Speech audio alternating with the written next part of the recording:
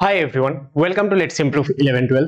আজকের এই ভিডিওতে আমরা ক্লাস 12 এর যে কোয়ান্টাম থিওরি অধ্যায় রয়েছে তার যে আমরা ছায়া প্রকাশনের বইয়ের বেসিক লেভেল নিউমেরিক্যাল গুলো সলভ করছিলাম তার লাস্ট ভিডিও। আজকে আমাদের কোয়ান্টাম থিওরি অধ্যায়ের বাকি যে নিউমেরিক্যাল কোশ্চেনগুলো রয়েছে সেগুলো কিন্তু কমপ্লিট হয়ে যাবে। দেখো, এর আগের ভিডিওগুলোতে আমরা অলরেডি কোয়েশ্চেন নাম্বার 22 অবধি কমপ্লিট করে নিয়েছিলাম। আজকে আমরা 23 থেকে 32 নাম্বার অবধি যে কোয়েশ্চেনগুলো রয়েছে সেগুলো এক এক করে সলভ করব। আশা করব আগের ভিডিওগুলো সবাই দেখে নিয়েছো এবং সেই নিউমেরিক্যাল গুলো তোমাদের কাছে ক্লিয়ার। তাহলে চলো আমরা আজকের এই ভিডিওটি স্টার্ট করি এবং এখানে আমরা যেই নিউমেরিক্যাল গুলো রয়েছে সেগুলো কিভাবে সলভ করতে হচ্ছে না হচ্ছে সেগুলো দেখে নিই। তোমরা যদি আমাদের চ্যানেলে নতুন হয়ে থাকো তাহলে আমাদের চ্যানেল লেটস ইমপ্রুভ 11-12 কে অবশ্যই সাবস্ক্রাইব করে নেবে, কারণ এখান থেকে তোমরা এরকম প্রচুর ভিডিওস রেগুলারলি পেতে থাকবে যেটা তোমাদেরকে বিভিন্ন সাবজেক্টের প্রিপারেশনে কিন্তু প্রচন্ডভাবে হেল্প করবে। তাহলে চলো স্টার্ট করা যাক। দেখো, আমাদের যে প্রথম question, that is question number 23, সেটাতে কি বলেছে? বলেছে কোনো কারণে একটি গতিশীল কণার সংশ্লিষ্ট তরঙ্গের ডি ব্রগলি তরঙ্গদৈর্ঘ্য 0.2 অ্যাংস্ট্রম থেকে 0.4 অ্যাংস্ট্রমে পরিবর্তিত হলো। আচ্ছা, তাহলে কি বলেছে? কণাটির ভরবেগের পরিবর্তন নির্ণয় করো। তাহলে কি বলেছে? আমাদের শুরুতে যে আমাদের ডি ব্রগলি তরঙ্গদৈর্ঘ্যটা দিয়েছিল সেটা কত দিয়েছে? 0.2 অ্যাংস্ট্রম। এবং পরে আমাদের এই ডি ব্রগলি তরঙ্গদৈর্ঘ্যটা এটা কত দিল? এটা দিল হচ্ছে আমাদের 0.4 অ্যাংস্ট্রম। ওকে, তাহলে এবার কি বলেছে? কণাটির ভরবেগের পরিবর্তন নির্ণয় করো। তাহলে আমরা কি বলতে পারি? ল্যামডা 1 সেটা কি হবে? সেটা হয়ে যাবে h বাই, দেখো h1 তো লেখার কোনো মানে নেই, h বাই p1, সেটা ইকুয়াল টু কি? সেটা ইকুয়াল টু হচ্ছে আমাদের 0.2, রাইট? কারণ আমরা কি জানি ডি ব্রগলি হাইপোথিসিস থেকে আমরা কি জানি? আমাদের যে ডি ব্রগলি তরঙ্গদৈর্ঘ্য ল্যামডা সেটা সমান সমান কত হয়? h by mv। mv মানে কি? ভরবেগ। সেটাকে আমি চাইলে p লিখতে পারি। এবার দুই ক্ষেত্রে যেহেতু আমাদের ভরবেগগুলো আলাদা আলাদা হবে তাই প্রথম ক্ষেত্রে ভরবেগটাকে আমি p1 লিখলাম। তাহলে প্রথম ক্ষেত্রে আমি p1 পেয়ে যাচ্ছি। তাহলে এখান থেকে আমি p1টা বের করে নিতে পারি। তাহলে p1 ইকুয়াল টু কত চলে আসবে? p1 ইকুয়াল টু আমাদের চলে আসবে h বাই 0.2, তাই তো? এটা আসছে আমাদের p1 এর মান। এবার নেক্সট এখান থেকে যদি আমি এক কাজ করি, এখান থেকে যদি আমি কি বের করার চেষ্টা করি, এখান থেকে আমি যদি ল্যামডা 2 সেটাকে আমি কি লিখতে পারবো? h বাই p2, তাই তো? সেটা ইকুয়াল টু কত? সেটা ইকুয়াল টু হচ্ছে আমাদের 0.4। তাহলে এখান থেকে আমি যদি p2 বের করি, p2 কত হয়ে যাচ্ছে? সেটা হয়ে যাচ্ছে h বাই 0.4। তাহলে এবার আমাদের কি করতে হবে? এবার আমাদের ভরবেগের পরিবর্তনটা বের করতে হবে। তাহলে ভরবেগের পরিবর্তন বের করার জন্য আমরা কি করব? দেখো, স্বাভাবিকভাবে বুঝতে পারছি এখানে আছে h বাই 0.2, এখানে h বাই 0.4। তার মানে কোনটা বড় আমাদের? আমরা যদি দেখি যে এখানে আমি ছোট মান দিয়ে ডিভাইড করছি, এখানে বড় মান দিয়ে ডিভাইড করছি, তার মানে এটা কি? এটা আমাদের এই ক্ষেত্রে এই মানটা সেটা আমাদের মানে এই যে p2টা p1 এর থেকে ছোট। তাহলে আমি যদি ভরবেগের পরিবর্তন বের করতে চাই যে ডেল্টা p, সেটা কত হবে? সেটা আমরা বের করব হচ্ছে p1 মাইনাস p2 করে। এবার p1 মাইনাস p2 যদি করি তাহলে আমি কি করতে পারবো? তাহলে আমি h বাই 0.2 এইটুকু আমি কমন নিয়ে নিতে পারি, h বাই 0.2। তাহলে আমাদের এখানে কি পড়ে থাকবে? এখানে পড়ে থাকবে 1 আর এখানে পড়ে থাকবে হচ্ছে 1/2। তার মানে আলটিমেটলি আমাদের কত আসছে? আলটিমেটলি আসছে হচ্ছে h বাই 0.4। কিন্তু এখানে আমাদের মাথায় রাখতে হবে এই যে 0.4টা আছে এটা কিসে আছে? এটা কিন্তু অ্যাংস্ট্রমে আছে। ওকে, আমাকে এটাকে কিসে কনভার্ট করতে হবে? আমাকে এটাকে কনভার্ট করতে হবে হচ্ছে মিটারে। ওকে, আমাকে এটাকে কিসে কনভার্ট করতে হবে? মিটারে। তাহলে আমাকে জাস্ট কি করতে হবে? প্রত্যেকটা জায়গায় আমাকে জাস্ট মিটারে কনভার্ট করে দিতে হবে। ওকে, তাহলে আমার পুরো কাজটা হয়ে যাবে। তাহলে এখানে কত আসবে? এখানে আসবে 10 টু দি পাওয়ার -10। আর আমি যদি এখানেও দেখি তাহলে এটা কত আসছে? এটা আসছে হচ্ছে আমাদের ইনটু 10 টু দি পাওয়ার -10, কারণ আমি মিটারে কনভার্ট করে দিচ্ছি, into 10 to the power -10। Similarly এখানেও তাহলে একটা 10 টু দি পাওয়ার -10টা গুণ থাকবে, ইনটু 10 টু দি পাওয়ার -10, আর এখানে ইনটু 10 টু দি পাওয়ার -10। তাহলে এটা ক্যালকুলেট করলে আমরা যা পাবো সেটাই কি হয়ে যাবে? সেটাই হয়ে যাবে ভরবেগের পরিবর্তন। তাহলে এই ক্যালকুলেশনটা তোমরা করে নিতে পারবে। এই ক্যালকুলেশনটা যদি তোমরা করে নাও তাহলে তোমরা কি পেয়ে যাবে? তাহলে তোমরা এক্ষেত্রে ভরবেগের যে পরিবর্তন সেটা কিন্তু ক্যালকুলেট করে নিতে পারবে। এবং মাথায় রাখবে ভরবেগের যে পরিবর্তন সেটা কিসে আসবে? সেটা কিন্তু আমরা এসআই এককে লিখবো, যে কেজি মিটার পার সেকেন্ড। ওকে, তাহলে এই ক্যালকুলেশনটা আমরা কমপ্লিট করে নেব, তাহলে আমাদের এই কোয়েশ্চেনটা হয়ে যাবে। নেক্সট কোয়েশ্চেনে আমাদের কি বলেছে? বলেছে যে একটি গতিশীল ইলেকট্রনের ডি ব্রগলি তরঙ্গদৈর্ঘ্য 1 অ্যাংস্ট্রম। আচ্ছা, তাহলে আমাদের ডি ব্রগলি তরঙ্গদৈর্ঘ্যটা কত দিয়েছে? সেটা দিয়েছে হচ্ছে 1 অ্যাংস্ট্রম। এবার কি বললো? ইলেকট্রনটির ভরবেগ দ্বিগুণ হলে এবং গতিশক্তি দ্বিগুণ হলে ডি ব্রগলি তরঙ্গ দৈর্ঘ্য কত হবে। তাহলে আমাদের দুটো কোয়েশ্চেন দিয়েছে, আমাদের বলে দিয়েছে যে আমাদের একটা গতিশীল আছে, সেই ক্ষেত্রে তার যে ডি ব্রগলি তরঙ্গ দৈর্ঘ্য সেটা 1 অ্যাংস্ট্রম দিয়ে দিয়েছে।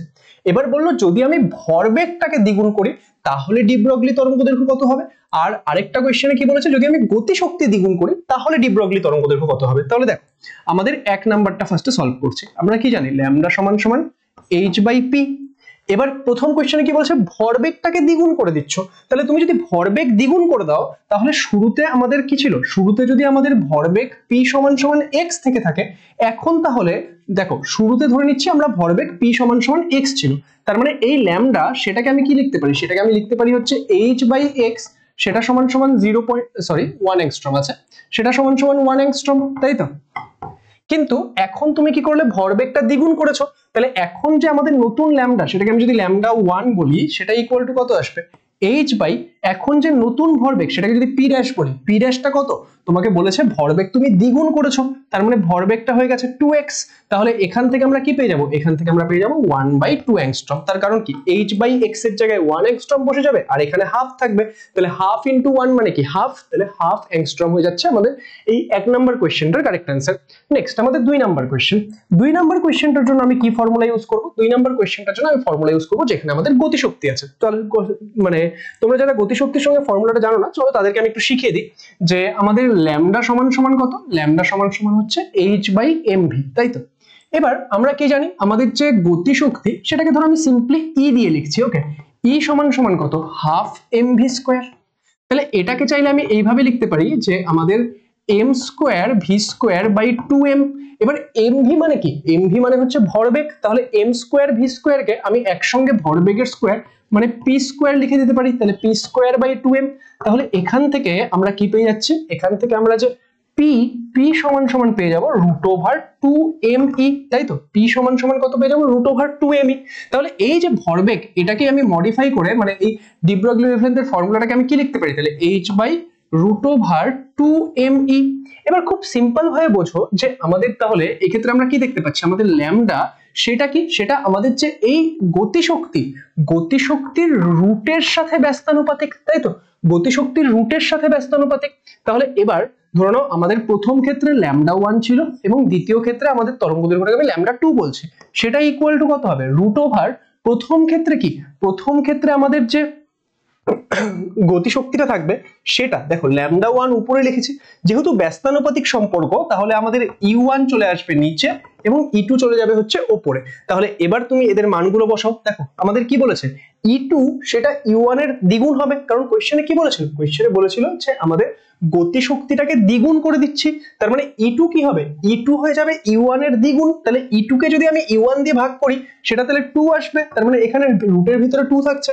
তাহলে এখান থেকে আমি যদি ল্যামডা 2 দেখি সেটা কত আসবে, ল্যামডা 1 বাই √2, তাহলে ল্যামডা 1 বাই √2। এবার ল্যামডা 1 কত ছিল, সেটা তো 1 অ্যাংস্ট্রম ছিল, তাহলে এটা 1 বাই √2 এত অ্যাংস্ট্রম। তাহলে আমাদের এই যে এই কোশ্চেনটা কত নাম্বার কোশ্চেন ছিল, এটা আমাদের ছিল হচ্ছে 24 নাম্বার কোশ্চেন। সেই 24 নাম্বার কোশ্চেনটা সেটা কিন্তু আমরা এখানে সলভ করে নিলাম। তাহলে আমাদের প্রথম ক্ষেত্রে উত্তরটা আসলো হাফ অ্যাংস্ট্রম এবং দ্বিতীয় ক্ষেত্রে উত্তরটা কত আসলো, সেটা আসলো 1/2 অ্যাংস্ট্রম, ওকে, সরি 1/√2 অ্যাংস্ট্রম, তাই তো। চলো নেক্সট কোশ্চেন। নেক্সট কোশ্চেনে কি বলেছে, বলেছে একটি গতিশীল ইলেকট্রনের ডি ব্রগলি তরঙ্গদৈর্ঘ্য 1 অ্যাংস্ট্রম। আচ্ছা, একটা গতিশীল ইলেকট্রন আছে, তার ডি ব্রগলি তরঙ্গদৈর্ঘ্য কত দিয়েছে, সেটা দিয়েছে 1 অ্যাংস্ট্রম, ওকে, দেখা যাক। বলেছে ইলেকট্রনটির বেগ কত। আচ্ছা, ইলেকট্রনটির বেগ কত, তাহলে এই কোশ্চেনটা আমরা কি করে বের করব, আমাদের দেওয়া আছে যে একটা ইলেকট্রনের ডি ব্রগলি তরঙ্গদৈর্ঘ্য দেওয়া আছে, আমাদের ইলেকট্রনটার বেগ বের করতে বলেছে। খুব সিম্পল, ল্যামডাকে আমরা কি লিখতে পারি, h/mv, আর এটাকে ধরো আমি মিটারে কনভার্ট করে দিলাম, তাহলে 10⁻⁻10 মিটার। এবার h এর মান কত, h এর মান হচ্ছে আমাদের 6.626 ইন্টু 10⁻34 এত জুল সেকেন্ড। m কত, আমাদের যে ইলেকট্রনের ভর, সেই ইলেকট্রনের ভর কত, দেখো এখানে ওরা ভালোর জন্য তোমাকে লিখে দিয়েছে, কিন্তু পরীক্ষায় তুমি এক্সপেক্ট করো না যে ইলেকট্রনের ভর লেখা থাকবে, মাথায় রাখতে হবে, ঠিক আছে। ইলেকট্রনের ভর কত, 9.1 ইন্টু 10⁻31 কেজি, আর এখানে থাকছে ভি। আসলে এই কোশ্চেনটা তাহলে সবই বলে দিয়েছে, তাহলে আমাকে নিজেকে কি করতে হচ্ছে, তাই না, এগুলো দেখেই তো মাথায় চলে আসবে, আচ্ছা এরকম করতে হবে। তাহলে 10⁻10, তাহলে এখান থেকে আমাদের যে ভি আসবে সেটা কত চলে আসবে, তাহলে আমি যদি লিখি ভি ভি সমান সমান কত চলে আসছে, ভি সমান সমান আমাদের চলে আসছে হচ্ছে যে 6.62। আচ্ছা ওরা কোয়েশ্চেনে 6.62 দিয়েছে, তাহলে আর এই লাস্টের 6টাকে নেওয়া যাবে না। যখন কোয়েশ্চেনে কিছু একটা বলে দেবে তখন সেটার মান কোয়েশ্চেনে যা দিয়েছে তাই নেবে তোমরা, ঠিক আছে? সেটার মান কিন্তু নিজের জানাটা লিখবে না, কোয়েশ্চেনে বলা নেই তখন তুমি তোমার জানাটা লেখো, কিন্তু যখন কোয়েশ্চেনে কিছু একটা মান বলে দেবে তখন যেটা বলেছে সেটাই লিখবে। ওকে, তাহলে এখানে কত আসছে, by 9.1 into 10 to the power minus 31 into 10 to the power minus 10। Okay, তাহলে এটা ক্যালকুলেট করলে কত আসবে, আমাদের 6.62 কে ডিভাইড করতে হবে হচ্ছে 9.1 দিয়ে, তাই তো? 6.62 ডিভাইডেড বাই 9.1, তাহলে আসছে হচ্ছে আমাদের 0.727। আর এইদিকে ক্যালকুলেট করলে কত আসবে দেখো, এই দুটো মিলে হচ্ছে এই দুটো মিলে হচ্ছে -41, সেটা উপরে গেলে তাহলে প্লাস হয়ে যাবে, তাহলে থাকবে হচ্ছে 10 টু দি পাওয়ার 7 এত মিটার পার সেকেন্ড। তাহলে 0.727 ইন্টু কত, ইন্টু হচ্ছে আমাদের 10 টু দি পাওয়ার 7 এত মিটার পার সেকেন্ড। বা চাইলে তোমরা এটাকে একটা পয়েন্ট আগে নিয়ে আসতে পারো যে 0.727 ইন্টু 10 টু দি পাওয়ার 6 এত মিটার পার সেকেন্ড, যেটা তোমাদের ইচ্ছা। আগেরটা লিখলেও নাম্বার পাবে, পরেরটা লিখলেও নাম্বার পাবে, কোনো ব্যাপার না। 25টা নাম্বার হয়ে গেল। নেক্সট আমরা যাচ্ছি আমাদের 26 নম্বরে। বাই দ্য ওয়ে, আশা করছি তোমরা এই যে আমি নিউমেরিক্যাল গুলো সলভ করেছি সেগুলো বুঝতে পারছো। তো তোমাদের কি ফিডব্যাক, তোমাদের কোয়েশ্চেন গুলো কেমন বুঝতে সুবিধা হচ্ছে না হচ্ছে সেগুলো তোমরা কমেন্ট করে জানাতে পারো। এছাড়াও তোমাদের যদি মনে হয় যে পুরো প্রিপারেশন আমাদের সঙ্গে করবে, তাহলে তোমরা কিন্তু লেটস ইমপ্রুভ অ্যাপে গিয়ে আমাদের ক্লাস 12 এর যে পেইড ব্যাচ সেখানে ভর্তি হতে পারো। তো সেখানে ভর্তি হওয়ার জন্য তোমরা লেটস ইমপ্রুভ অ্যাপে গিয়ে ভর্তি হতে পারবে, বা আমাদের ভিডিও ডেসক্রিপশনে হেল্পলাইন নম্বর দেওয়া থাকবে, সেখানে কল করে নিতে পারো কোনো রকম কোয়েরি থাকলে। দেখো আমাদের এই কোয়েশ্চেনটা কি বলেছে, একটি নিউট্রনের ভর 1.66 into 10 to the power minus 27 KG. খুব ভালো, তাহলে আমাদের মাস অফ নিউট্রন দেওয়া আছে, কত দেওয়া,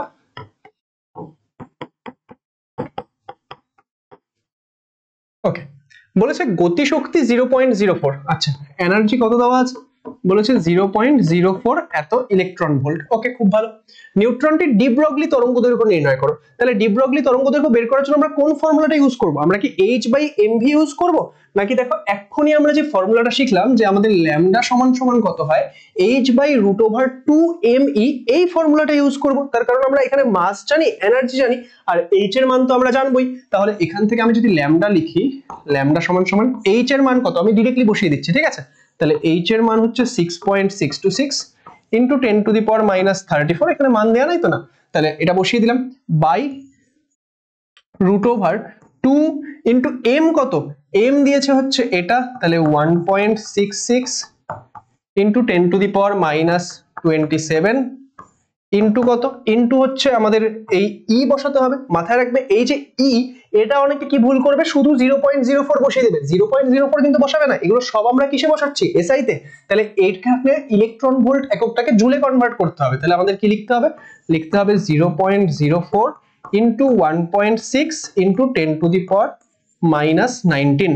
তাহলে এই হচ্ছে আমাদের ওভারঅল সিনারিও। তাহলে এটা এবার আশা করি তোমরা ক্যালকুলেট করতে পারবে। তোমরা ক্যালকুলেট করে নিলে যেই উত্তরটা আসবে সেটা আমাদের চলে আসবে হচ্ছে তরঙ্গ দৈর্ঘ্য। এবার যেটা আমাদের এখানে উত্তরটা আসবে সেটা কিসে আসবে, সেটা আসবে হচ্ছে মিটারে। ওকে, এবার যেটা মিটারে আসবে সেটাকে তোমরা তারপরে কনভার্ট করে দেবে হচ্ছে অ্যাংস্ট্রমে। ওকে, তাহলে এটা কমপ্লিট করে নিয়ে তোমরা কমেন্ট সেকশনে আমাকে উত্তরটা জানিও যে কত আসছে। ওকে, এটা ক্যালকুলেট করে আমি আর ভিডিওর লেন্থ ইনক্রিজ করছি না। নেক্সট আমাদের কি বলেছে, বলেছে হিলিয়াম পরমাণুর গড় গতিবেগ এত। আচ্ছা, আমাদের গড় গতিবেগটা দেওয়া আছে হচ্ছে এত, কত লিখে নি, v সমান সমান 1.635 ইন্টু 10 টু দি পাওয়ার 3 এত মিটার পার সেকেন্ড। পরমাণুটির ডি ব্রগলি তরঙ্গ দৈর্ঘ্য কত? এটা তো সেম কোয়েশ্চেন, এটা নিশ্চয়ই আমাকে আর করাতে হবে না, তাই না? তাহলে এই ক্ষেত্রে কি, এই ক্ষেত্রে আমাদের হিলিয়াম পরমাণু বলেছে, হিলিয়াম পরমাণুর ভরটা আমাদেরকে লিখতে হবে, ঠিক না? আচ্ছা, হিলিয়াম পরমাণুর ভর দিয়েও দিয়েছে, তোমাদেরকে ক্যালকুলেটও করতে বলেনি, তাই না? ক্যালকুলেট করতে হলে কিভাবে করতে হতো, ক্যালকুলেট করতে হলে আমাদেরকে দেখতে লাগতো যে হিলিয়াম পরমাণুর মধ্যে আমাদের প্রোটন, নিউট্রন, ইলেকট্রন কি আছে, সেই হিসেবে তাদের ভর থেকে আমরা ক্যালকুলেট করে নিতাম। কিন্তু এই ক্ষেত্রে ওরা হিলিয়াম পরমাণুর ভর দিয়েই দিয়েছে, তোমাদের জন্য সুবিধাই করে দিয়েছে। তাহলে এটা তো সেম আগের কোয়েশ্চেন, এটা আমি তার আর করছি না, ঠিক আছে? কারণ এক্ষেত্রে বেগ দেওয়া আছে, তোমাদেরকে কি বের করতে হবে, তোমাদেরকে বের করতে হবে হচ্ছে, আচ্ছা বেগ দেওয়া আছে, ভরও দেওয়া আছে, h এর মানও দেওয়া আছে, তাহলে সিম্পল h/mv ফর্মুলা বসে যাবে, ঠিক আছে? তাহলে এটাতে আর করার কিছু নেই। নেক্সট কোয়েশ্চেন, 28 নাম্বার কি বলেছে 500 ইলেকট্রন ভোল্ট গতিশক্তি সম্পন্ন ইলেকট্রনের ডি ব্রগলি তরঙ্গদৈর্ঘ্য কত হবে? সিমিলার টাইপেরই কোশ্চেন আমরা পাচ্ছি, তাও আমি তোমাদের জন্য অল্প অল্প করে দিয়ে যাই কারণ কারো কনফিউশন হতে পারে। তাহলে ই কত দিয়েছে? ই দিয়েছে হচ্ছে আমাদের 500 ইলেকট্রন ভোল্ট। দেখো একটু আগে বলছিলাম না যে ইলেকট্রনের ভরটা তোমাদের মাথায় রাখতে হবে, কারণ আগের কোশ্চেনটা দিয়েছিল, দেখো এখানে কিন্তু ইলেকট্রনের ভর দেয়নি। আচ্ছা এটাকে জুলে কনভার্ট করে দিই, তাহলে 500 ইন্টু 1.6 ইন্টু 10 টু দি পাওয়ার -19 এত জুল। তাহলে কি আসবে? 500 দিয়ে যদি 1.6 কে গুণ করি তাহলে কত হয়ে যাবে? তাহলে 800 হয়ে যাবে, ঠিক তো? এবার 800 আর আমি এখানে দুটো জিরো অ্যাডজাস্ট করে দিলাম, তাহলে 8 ইন্টু 10 টু দি পাওয়ার -17 এত joule. Okay, 8 into 10 to the power -17 এত জুল। এটা হয়ে যাচ্ছে কি? এটা হয়ে যাচ্ছে আমাদের শক্তি। এবার বলেছে আমাদের 500 ইলেকট্রন ডি ব্রগলি তরঙ্গদৈর্ঘ্য নির্ণয় করো। ওকে, তাহলে আমাদের ডি ব্রগলি তরঙ্গদৈর্ঘ্যের ফর্মুলা কোনটা বসাতে হবে? ল্যামডা সমান সমান h বাই h এর মান কত? 6.626 into 10 to the power -34। h by কত? h বাই হচ্ছে রুট ওভার 2me। তাহলে এই ক্ষেত্রে আমাদের রুট ওভার 2m কত? আমাদের যে ইলেকট্রনের ভর, সেই ইলেকট্রনের ভরটা কত? সেটা হচ্ছে 9.1 into 10 to the power -31 into ইটা কত?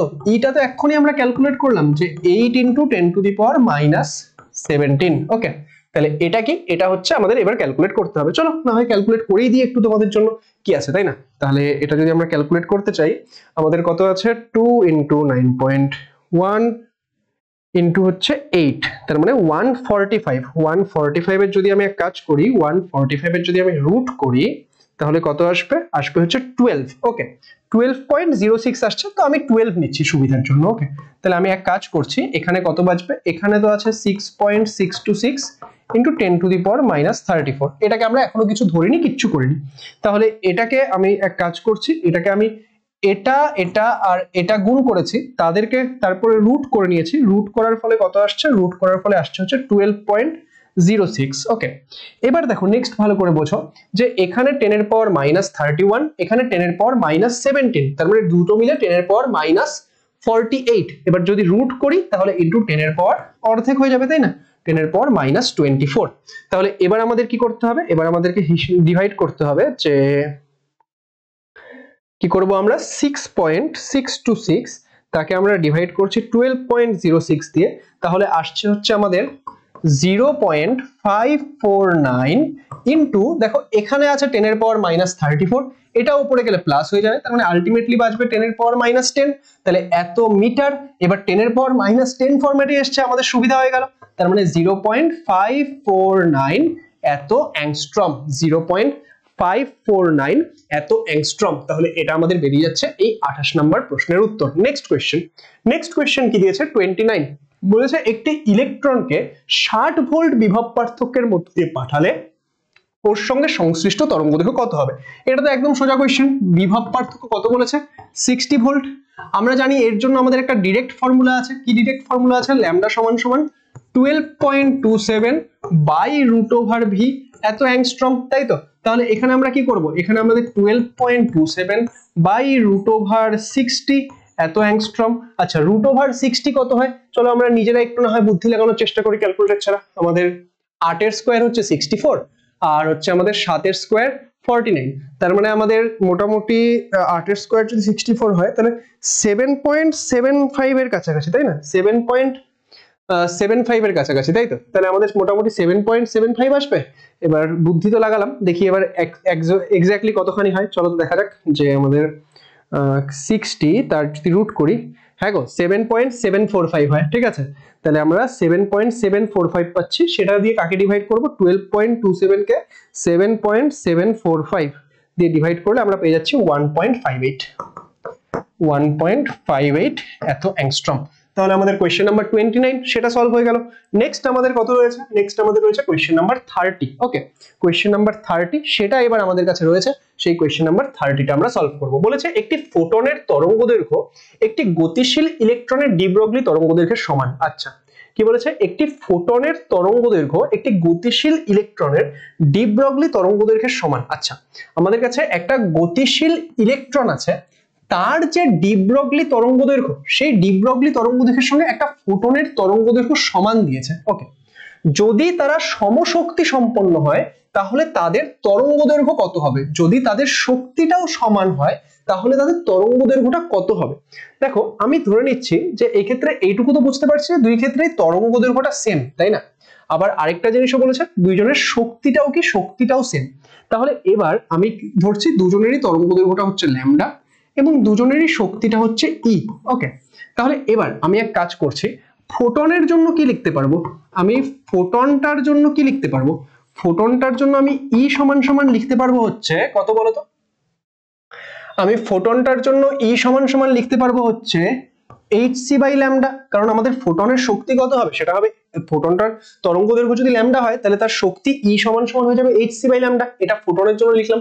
আর আমি যদি এক কাজ করি, আমি যদি ইলেকট্রনটার জন্য লিখি, ইলেকট্রনটার জন্য কি আসবে? ইলেকট্রনটার কিরকম তরঙ্গ দৈর্ঘ্য? ইলেকট্রনটার ডি ব্রগলি তরঙ্গ দৈর্ঘ্য, তাই না? তাহলে এবার ইলেকট্রনটার ডি ব্রগলি তরঙ্গ দৈর্ঘ্য যদি ল্যামডা হয় এবং ওর গতিশক্তি যদি ই হয়, তাহলে এই ক্ষেত্রে দেখো ল্যামডা সমান সমান কত আসবে? সেটা আসবে h by root over 2me, তাই তো? এটা আসবে। এবার আমাদের কি প্রয়োজন? এবার আমাদের প্রয়োজন হচ্ছে ল্যামডা বের করা। এবার ল্যামডা যদি বের করতে হয় তাহলে নিশ্চয়ই আমি ল্যামডার মান অন্য জায়গায় বসাবো না। খুব ভালো করে বুঝবে যে আমাদের এখানে দুটো কোয়ান্টিটি দিয়ে আমাকে খেলতে হবে, কিন্তু আমি কোন কোয়ান্টিটিটা একটা থেকে তুলে নিয়ে আরেকটায় বসিয়ে দেবো? আমাকে বের করতে কি বলেছে? ল্যামডা বের করতে বলেছে। তাহলে আমি যদি ল্যামডার মানটা এক জায়গা থেকে বের করে অন্য জায়গায় বসিয়ে দিই তাহলে তো সমীকরণ থেকে ল্যামডাই সরে যাবে, ইকুয়েশন থেকে ল্যামডা চলে যাবে, তাহলে নিশ্চয়ই কাজ হবে না। তাহলে আমাকে কি করতে হবে? ই এর মানটা এক জায়গা থেকে নিয়ে আরেক জায়গায় পুট করে দিতে হবে। তাহলে আমি এক কাজ করি, আমি যদি এখান থেকে ই এর মানটা বের করার চেষ্টা করি তাহলে আমার জন্য ইজি হবে। তাহলে এখানে চলে আসবে ল্যামডা স্কোয়ার, এখানে এইচ স্কোয়ার। ওকে, এটা এইচ স্কোয়ার বুঝতে পারছো তো নাকি একটু ছোট হয়ে গেল না? একটু নিচে লিখ দেতা হুঁ, বস্তু কোই বাত নেই। ল্যামডা স্কোয়ার, এটা এইচ স্কোয়ার বাই 2me। তাহলে খুব সিম্পল ভাবে বোঝো, ইটাকে আমি এখানে নিয়ে আসবো, ল্যামডা স্কোয়ারটাকে নিচে নিয়ে চলে যাবো। তাহলে আমি সেটা করে দিই, আশা করি কারোর কোনো সমস্যা হবে না। যে আমাদের ইটাকে আমি এখানে নিয়ে চলে আসছি, ওকে, ইটাকে এখানে নিয়ে চলে আসছি, ল্যামডা স্কোয়ারটাকে এখানে নিয়ে চলে আসছি। তাহলে এবার আমি কি করব? এই ই এর জায়গায় আমি এটা বসিয়ে দেবো, এন্ড তাহলে সমীকরণটার থেকে আমি ল্যামডা হিসাব করে নেব। তাহলে এখান থেকে আমাদের কি আসছে যে H square by 2m lambda square, সেটা equal to hc by lambda. এবার আমি কি করতে পারি দেখো, একটা h কেটে দিলাম, একটা ল্যামডা কেটে দিলাম। এই ল্যামডাটা যখনই কাটলাম তখন কিছু কিছু ম্যাথমেটিশিয়ান এবার ভাববে, স্যার আপনি ল্যামডা কি করে কাটলেন? ল্যামডাটা তো নিচে আছে, কোথাও তো বলা নেই যে স্যার ল্যামডাটা জিরো না, তাহলে আপনি কি করে কাটলেন স্যার? ऐसा कैसे हो सकता है? देखो ऐसा इसलिए हो सकता है क्योंकि এখানে একটা পার্টিকুলার তরঙ্গ দৈর্ঘ্য আমি বের করছি। তরঙ্গ দৈর্ঘ্য will never be zero, right? তোমার একটা ফোটন আসছে, তার তরঙ্গ দৈর্ঘ্যটা নিশ্চয়ই জিরো নয়। বা এইভাবে ভাবো, তুমি যদি এখান থেকেও দেখো যে তুমি ফোটনটার একটা শক্তি, ওরা বলেছে শক্তি সমান, তো শক্তি যখন আছে তখন নিশ্চয়ই এই ল্যামডাটা কি? এই ল্যামডাটা নিশ্চয়ই নন জিরো, কারণ ল্যামডাটা যদি জিরো হতো তাহলে তো শক্তি ইনফাইনাইট হয়ে যেত, তখন তুমি কি করে অ্যাডজাস্ট করতে যে কোনটা সমান কোনটা কি, তাই না? তো সেই জন্য এখান থেকে আমরা বুঝতে পারছি যে ল্যামডাটা নট জিরো, ল্যামডাটা নন জিরোই আছে, তাই আমি একটা কেটে দিলাম, বুঝলে? তাহলে এবার আমার কি প্রয়োজন? এখানে একটা ল্যামডা আছে, সেই ল্যামডাটা বের করতে হবে। তাহলে ল্যামডা সেটা সমান সমান কত? এটাকে উপরে নিয়ে যাব, এখানে h বেঁচে আছে, তাহলে h by 2mc, h by 2mc। এবার দেখো, এবার এই সবগুলোর মান আমরা জানি, তাই তো? আমরা এই সবগুলোর মান জানি। তাহলে এই সবগুলোর মান যদি আমি বসিয়ে দিই তাহলে আমি ক্যালকুলেট করতে পারবো। চলো না হয় নেক্সট পেজে করা যাক। তাহলে ল্যামডা সমান সমান কত এসেছে? h by 2mc। ভালো কোয়েশ্চেন এটা। ল্যামডা সমান সমান h বাই 2mc। h এর মান কত?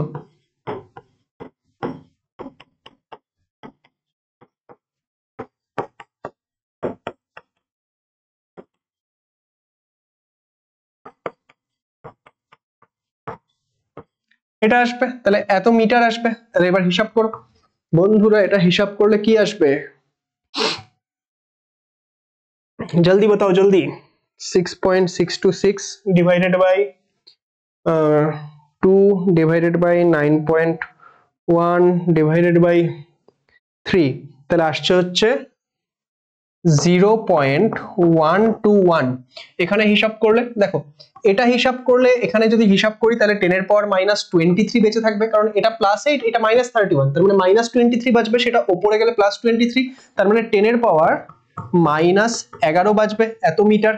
আমি এটাকে 10 এর পাওয়ার -10 এ আনার চেষ্টা করব, তাহলে 1.21 × 10⁻10 মিটার, সেটাকে আমি লিখে দিচ্ছি অ্যাংস্ট্রম, তার মানে 1.12 এত অ্যাংস্ট্রম। তাহলে এই যে আমাদের এই কোয়েশ্চেনটা, অনেকক্ষণ আমরা বাচ্চা বাচ্চা ইজি কোয়েশ্চেন করছিলাম, এটা কিন্তু একটা ভালো কোয়েশ্চেন দিয়েছে 30 নাম্বার কোয়েশ্চেনটা, আশা করছি সবাই বুঝতে পারলে। এটা যদি বুঝে যাও, আমাদের নেক্সট কি রয়েছে, নেক্সট আমাদের রয়েছে যে এটা এক্ষুনি করলাম, এই একটু আগে আমরা করলাম ডাইরেক্ট ফর্মুলা দিয়ে, তো ডাইরেক্ট ফর্মুলা দিয়ে এই কোশ্চেনটা হবে, এন্ড মানটাও সেম দিয়েছে, আই ডোন্ট নো কেন সেম দিয়েছে, তো এই কোশ্চেনটা তোমরা করে নিতে পারবে, তাই তো। Next question, that is last question. কি বলেছে যে একটি ইলেকট্রনের ডি ব্রগলি তরঙ্গদৈর্ঘ্য এত। আচ্ছা, তো ডি ব্রগলি তরঙ্গদৈর্ঘ্য কত দিয়েছে? ডি ব্রগলি তরঙ্গদৈর্ঘ্য দিয়েছে 10⁻⁻10 মিটার, বেসিক্যালি 1 অ্যাংস্ট্রম বলতে চেয়েছিল, টেকনিক করে লিখেছে। থেকে এততে কমাতে ইলেকট্রনটির কত শক্তি লাগবে নির্ণয় করো। এটা আমি তোমাদেরকে একটু হোমওয়ার্ক দেবো, ঠিক আছে, এটা তোমাদেরকে দেবো হোমওয়ার্ক, জাস্ট বুঝিয়ে দিচ্ছি। তাহলে λ1 ছিল এত, কারণ লাস্ট কোয়েশ্চেন 31টা কোয়েশ্চেন আমি করিয়েছি, একটা তো তোমরা করবে নাকি, এখান থেকে কমিয়ে আমরা করেছি হচ্ছে 0.5 × 10⁻10 মিটার, মানে 1 অ্যাংস্ট্রম থেকে 0.5 অ্যাংস্ট্রমে আনা হয়েছে। তাহলে এই ক্ষেত্রে কি হবে, এততে কমাতে কত শক্তি লাগবে নির্ণয় করো। দেখো, যত শক্তি বাড়বে, আমরা কি দেখেছি, আমরা দেখেছি যে ল্যামডা ভ্যারিসাস কত, ল্যামডা ভ্যারিসাস 1/√e, তাই তো, ল্যামডা ভ্যারিসাস 1/√e। তাহলে এই ক্ষেত্রে আমাকে যদি এক কাজ করতে হয়, আমাকে যদি এই ক্ষেত্রে ল্যামডা ভ্যারিসাস 1/√e হয়, তার মানে যখন ল্যামডার মানটা কমছে, এখান থেকে তো এখানে ল্যামডার মানটা কমলো, তাহলে ল্যামডার মান কমছে মানে কি ই এর মান বাড়ছে, তো সেই জন্যই বলেছে কত শক্তি দিতে লাগবে, যে তুমি এখান থেকে যখন এখানে চেঞ্জটা ঘটালে কত শক্তি দিয়েছো। তাহলে তুমি কি করবে, তুমি দুই ক্ষেত্রে শক্তিটা হিসাব করো যে এখানে শক্তি কত ছিল।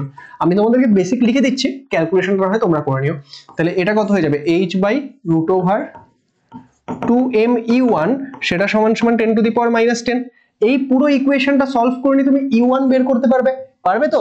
সত্যি তো, সিরিয়াসলি পারবে তো? ইয়েস স্যার পারবো, কারণ h এর মান আমি জানি, m এর মান জানি, ইলেকট্রনের ভর।